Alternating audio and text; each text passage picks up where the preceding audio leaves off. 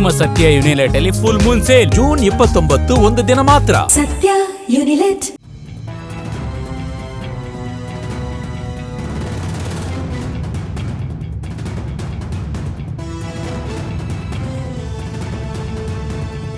ಭೂಮಿಯ ಮೇಲೆ ಕೆಲವು ಸ್ಥಳಗಳಿವೆ, ಅಲ್ಲಿ ಕಾಲಿಟ್ರೆ ಬದುಕಿ ಹಿಂದಿರುಗುವುದು ಕೂಡ ಅದೃಷ್ಟದ ವಿಷಯ.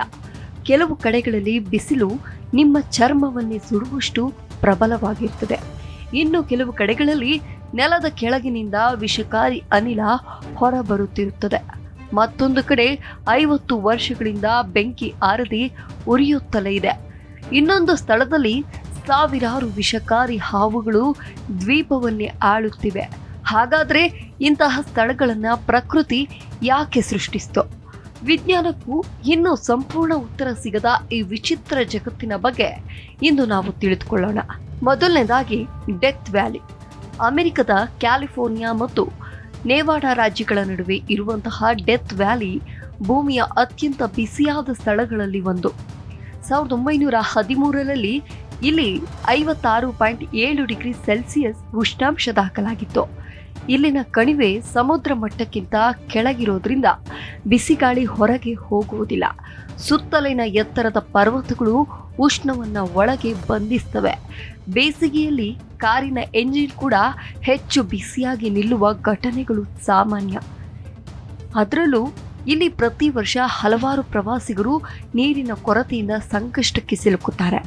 ಇನ್ನೊಂದು ವಿಷಯ ಏನಂದ್ರೆ ಸೇಲಿಂಗ್ ಸ್ಟೋನ್ಸ್, ಅಂದರೆ ಭಾರವಾದ ಕಲ್ಲುಗಳು ತಾವಾಗಿಯೇ ಚಲಿಸಿದಂತೆ ಕಾಣುವ ಗುರುತುಗಳು ಕೂಡ ಕಂಡುಬರ್ತವೆ. ಇದರ ಹಿಂದಿನ ಕಾರಣವನ್ನ ವಿಜ್ಞಾನಿಗಳು ಬಹುಮಟ್ಟಿಗೆ ವಿವರಿಸಿದ್ರೂ ಈ ದೃಶ್ಯ ಇಂದಿಗೂ ಪ್ರವಾಸಿಗರನ್ನ ಆಶ್ಚರ್ಯಗೊಳಿಸುತ್ತಿದೆ. ಇನ್ನು ಎರಡನೇದಾಗಿ ನೋಡೋದಾದ್ರೆ ದನಾಕಿಲ್ ಡಿಪ್ರೆಷನ್. ಇದನ್ನ ಜಗತ್ತಿನ ಅತ್ಯಂತ ಅಪಾಯಕಾರಿ ಸ್ಥಳಗಳಲ್ಲಿ ಒಂದೆಂದು ಕರೆಯಲಾಗುತ್ತೆ. ಇಲ್ಲಿನ ನೆಲ ಹಳದಿ, ಹಸಿರು, ಕಿತ್ತಳೆ ಬಣ್ಣಗಳಲ್ಲಿ ಕಾಣಿಸ್ತದೆ. ಆದರೆ ಅದು ಹೂಗಳ ಸೌಂದರ್ಯವಲ್ಲ, ಅದು ಸಲ್ಫರ್, ಆಸಿಡ್ ಮತ್ತು ವಿಷಕಾರಿ ಖನಿಜಗಳ ಪರಿಣಾಮ. ಕೆಲವೆಡೆ ನೆಲದ ಬಿರುಕುಗಳಿಂದ 100 ಡಿಗ್ರಿ ಸೆಲ್ಸಿಯಸ್ಗಿಂತ ಹೆಚ್ಚು ಉಷ್ಣದ ನೀರಾವಿ ಹೊರಬರುತ್ತದೆ. ಇಲ್ಲಿ ಉಸಿರಾಡುವುದೇ ಅಪಾಯ. ವಿಜ್ಞಾನಿಗಳು ಮಂಗಳ ಗ್ರಹದಲ್ಲಿ ಜೀವ ಹೇಗಿರಬಹುದು ಎಂಬ ಅಧ್ಯಯನಕ್ಕೂ ಈ ಪ್ರದೇಶವನ್ನ ಬಳಸ್ತಾರೆ. ಇದು ಇರೋದು ಇಥಿಯೋಪಿಯಾದಲ್ಲಿ. ಇನ್ನು ಮೂರನೇದಾಗಿ ಗೇಟ್ ಆಫ್ ಹೆಲ್, ತುರ್ಕ್ಮೆನಿಸ್ತಾನ್. 1971ರಲ್ಲಿ ಸೋವಿಯತ್ ವಿಜ್ಞಾನಿಗಳು ಅನಿಲಕ್ಕಾಗಿ ಕೊರೆಯುತ್ತಿದ್ದಾಗ ಭೂಮಿ ಕುಸಿದು ದೊಡ್ಡ ಕುಳಿ ಉಂಟಾಗುತ್ತೆ. ಅದರೊಳಗಿನಿಂದ ಮೀಥೇನ್ ಅನಿಲ ಹೊರಬರಲು ಆರಂಭಿಸಿತು. ಅದನ್ನು ಸುಟ್ಟು ಹಾಕಲು ಬೆಂಕಿಯನ್ನು ಹಚ್ಚಿದ್ರು. ಕೆಲವೇ ದಿನಗಳಲ್ಲಿ ಆರಿಬಿಡ್ತದೆ ಎಂದು ಭಾವಿಸಿದ್ರು. ಆದರೆ 1 ವಾರವಲ್ಲ, 1 ವರ್ಷವಲ್ಲ, ಇಂದು 50 ವರ್ಷಗಳಿಗೂ ಹೆಚ್ಚು ಕಾಲ ಕಳೆದ್ರೂ ಆ ಬೆಂಕಿ ಇನ್ನೂ ಉರಿಯುತ್ತಿದೆ. ಆದ್ದರಿಂದ ಇದನ್ನ ಗೇಟ್ ಟು ಹೆಲ್ ಅಥವಾ ನರಕದ ಬಾಗಿಲು ಎಂದೇ ಕರೆಯುತ್ತಾರೆ. ರಾತ್ರಿ ವೇಳೆಯಲ್ಲಿ ಈ ಸ್ಥಳ 100 ಕಿಲೋಮೀಟರ್ ದೂರದಿಂದಲೂ ಹೊಳೆಯುತ್ತಿರುತ್ತದೆ. ಇನ್ನು 4ನೇದಾಗಿ ಸ್ನೇಕ್ ಐಲ್ಯಾಂಡ್. ಇದಿರೋದು ಬ್ರೆಜಿಲ್ ಕರಾವಳಿಯ ಬಳಿ ಇರುವ ಈ ದ್ವೀಪಕ್ಕೆ ಸಾಮಾನ್ಯ ಜನರಿಗೆ ಪ್ರವೇಶವೇ ಇಲ್ಲ. ಯಾಕೆ ಅನ್ನೋದು ಗೊತ್ತಾ? ಹೌದು, ಯಾಕಂದ್ರೆ ಇಲ್ಲಿ ಗೋಲ್ಡನ್ ಲ್ಯಾನ್ಸ್ ಹೆಡ್ ವೈಪರ್ ಎಂಬ ಅತ್ಯಂತ ವಿಷಕಾರಿ ಹಾವುಗಳು ಸಾವಿರಾರು ಸಂಖ್ಯೆಯಲ್ಲಿ ವಾಸಿಸುತ್ತವೆ. ಕೆಲವೆಡೆ ಒಂದು ಮರದ ಮೇಲೆಯೇ ಹಲವಾರು ಹಾವುಗಳು ಕಾಣಿಸುತ್ತವೆ. ಅವುಗಳ ವಿಷ ಮನುಷ್ಯನ ದೇಹದ ಅಂಗಾಂಶಗಳನ್ನು ಕ್ಷಿಪ್ರವಾಗಿ ಹಾನಿಗೊಳಿಸಬಹುದು.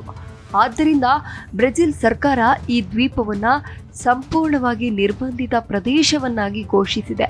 ಇನ್ನು 5ನೇದಾಗಿ ನಟ್ರಾನ್ ಸರೋವರ. ಇದಿರುವಂಥದ್ದು ಟ್ಯಾಂಜಾನಿಯಾದಲ್ಲಿ. ಈ ಸರೋವರದ ನೀರು ಕೆಲವೊಮ್ಮೆ ಕೆಂಪು ಅಥವಾ ಗುಲಾಬಿ ಬಣ್ಣದಲ್ಲಿ ಕಾಣಿಸುತ್ತದೆ. ಇದರ ಕ್ಷಾರೀಯತೆ ತುಂಬಾ ಹೆಚ್ಚಿರೋದ್ರಿಂದ ಅನೇಕ ಜೀವಿಗಳಿಗೆ ಇದು ತುಂಬಾ ಅಪಾಯಕಾರಿ. ಆದರೆ ಆಶ್ಚರ್ಯ ಏನಂದ್ರೆ ಲಕ್ಷಾಂತರ ಲೆಸರ್ ಫ್ಲೇಮಿಂಗೋ ಪಕ್ಷಿಗಳು ಇಲ್ಲಿಯೇ ಸಂತಾನೋತ್ಪತ್ತಿಯನ್ನ ಮಾಡ್ತವೆ. ಪ್ರಕೃತಿ ಎಷ್ಟು ಕಠಿಣವಾಗಿದ್ರೂ ಅದಕ್ಕೆ ಹೊಂದಿಕೊಂಡು ಬದುಕುವ ಜೀವಿಗಳ ಸಾಮರ್ಥ್ಯ ಎಷ್ಟು ಅದ್ಭುತ ಎಂಬುದಕ್ಕೆ ಇದು ಸಾಕ್ಷಿಯಾಗಿದೆ. ಇನ್ನ 6ನೇದಾಗಿ ಆಫರ್ ಟ್ರಯಾಂಗಲ್. ಇದಿರೋದು ಆಫ್ರಿಕಾದಲ್ಲಿ. ಅಂದ್ರೆ ಭೂಮಿಯ 3 ಟೆಕ್ಟೋನಿಕ್ ಫಲಕಗಳು ಇಲ್ಲಿ ನಿಧಾನವಾಗಿ ದೂರವನ್ನು ಸರಿಯುತ್ತವೆ. ಇದರ ಪರಿಣಾಮವಾಗಿ ಭೂಮಿ ಬಿರುಕು ಬಿಡ್ತಿದೆ. ವಿಜ್ಞಾನಿಗಳ ಪ್ರಕಾರ ಲಕ್ಷಾಂತರ ವರ್ಷಗಳ ನಂತರ ಇಲ್ಲಿ ಹೊಸ ಸಮುದ್ರ ರೂಪುಗೊಳ್ಳುವ ಸಾಧ್ಯತೆ ಇದೆಯಂತೆ. ಅಂದ್ರೆ ಭೂಮಿಯ ನಕ್ಷೆ ಭವಿಷ್ಯದಲ್ಲಿ ಬದಲಾಗಬಹುದು ಅಂತ ಹೇಳ್ತಾರೆ. ಇನ್ನ 7ನೇದಾಗಿ ಬ್ಲಡ್ ಫಾಲ್ಸ್. ಇದು ಬಿಳಿ ಹಿಮದ ನಡುವೆ ಇದ್ದಕ್ಕಿದ್ದಂತೆ ಕೆಂಪು ಬಣ್ಣದ ನೀರು ಹರಿಯೋದನ್ನ ನೋಡಿದ್ರೆ ಯಾರಿಗಾದ್ರೂ ಅದು ರಕ್ತವೇ ಎಂಬ ಅನುಮಾನ ಬರುತ್ತೆ.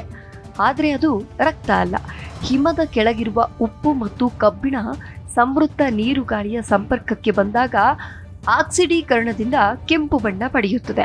ಈ ಸ್ಥಳವು ಭೂಮಿಯ ಅತಿ ಕಠಿಣ ಪರಿಸರದಲ್ಲೂ ಸೂಕ್ಷ್ಮ ಜೀವಿಗಳು ಬದುಕಬಲ್ಲವು ಎಂಬುದನ್ನು ತೋರಿಸಿದೆ.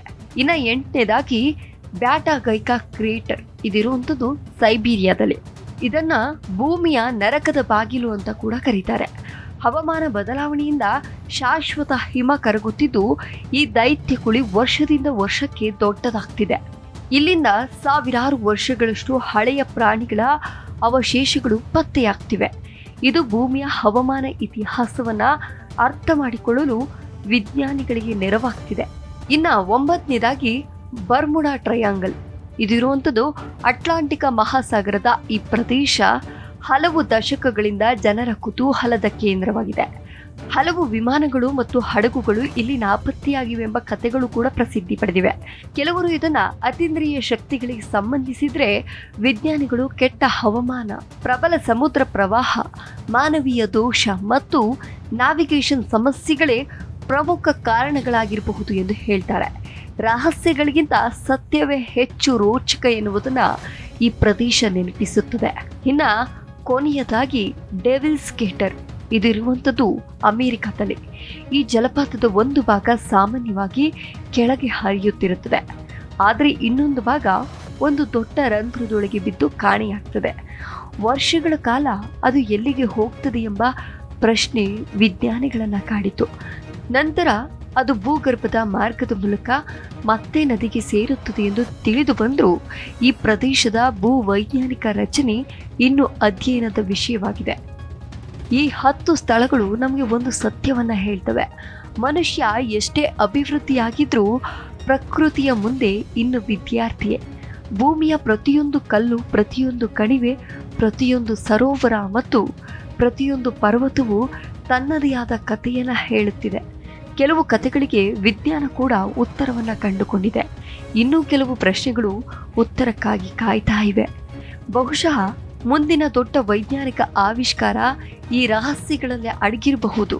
ಹಾಗಾಗಿ ಪ್ರಕೃತಿಯನ್ನ ಕೇವಲ ನೋಡಬೇಡಿ, ಅದನ್ನು ಅರ್ಥ ಮಾಡಿಕೊಳ್ಳಲು ಪ್ರಯತ್ನಿಸಿ.